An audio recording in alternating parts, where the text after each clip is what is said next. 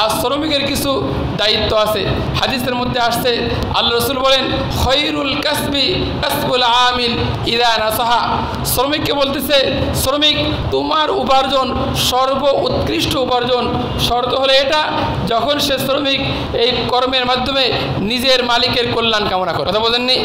একজন ব্যক্তি আজকে আমাদের সমাজে শুধু শ্রমিকরা তাদের অধিকারকে আদায় করে, অধিকারের দাবি দাওয়া করে, কিন্তু শ্রমিকের দায়িত্ব কি কি আছে এটা একটু চিন্তা কমই করে। তা আল্লাহ রাসূল বলতেছেন যে তোমার কর্মটাই সবচেয়ে উৎকৃষ্ট হবে, শর্ত হলো তুমি তোমার কর্মের মধ্যে মালিকের কি করতে হবে?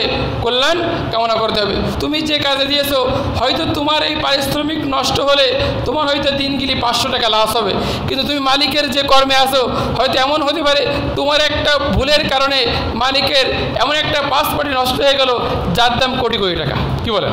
যখন ড্রাইভার সাহেবরা গাড়ি চালান, যদি ড্রাইভার সাহেব যদি একদিন তার কামাই হয় সর্বোচ্চ তার হাজিরা 1000-1200 টাকা লস হবে, কিন্তু যদি ওই ড্রাইভার ওই গাড়িকে উল্টা পাল্টা চালায় তাহলে মালিকের কত টাকা গেল? কি 1 কোটি টাকা গেল না?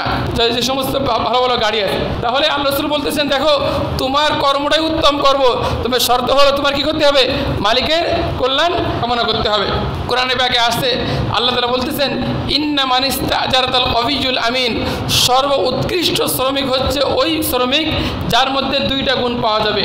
1 নম্বর তার কর্মের শক্তি থাকতে হবে, আর 2 নম্বর বিশ্বস্ত হতে হবে। তাহলে দেখেন হাদিসের সাথে কোরআনে আয়াতের মিল আছে। হাদিসে আসছে কল্যাণকামিতা, আর কোরআনে আছে কি সে বিশ্বস্ত হবে।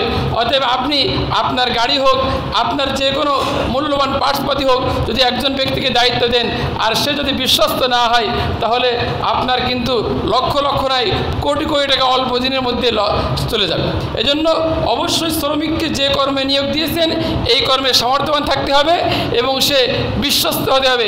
যদি এই 2টা গুণ শ্রমিকের মধ্যে থাকে তাহলে অবশ্যই সে যোগ্য শ্রমিক। এটা কোরআন এবং হাদিসের স্পষ্ট ঘোষণা। এরপর আসেন যে মালিকের দায়িত্ব কি।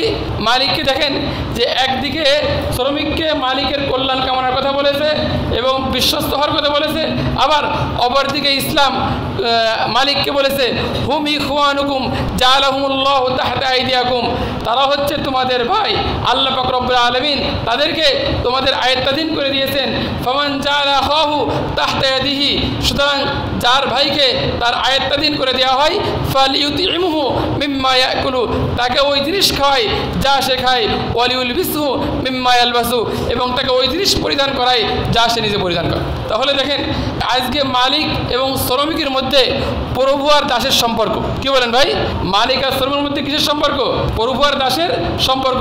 কিন্তু ইসলাম একটা আপনার মাপকাঠি তৈরি করেছে।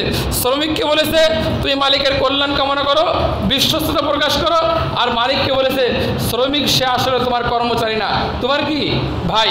সে যে শুধুমাত্র তোমার শ্রেণীভুক্ত একজন মানুষ এটাই নয়, বরং তোমার কি ভাই।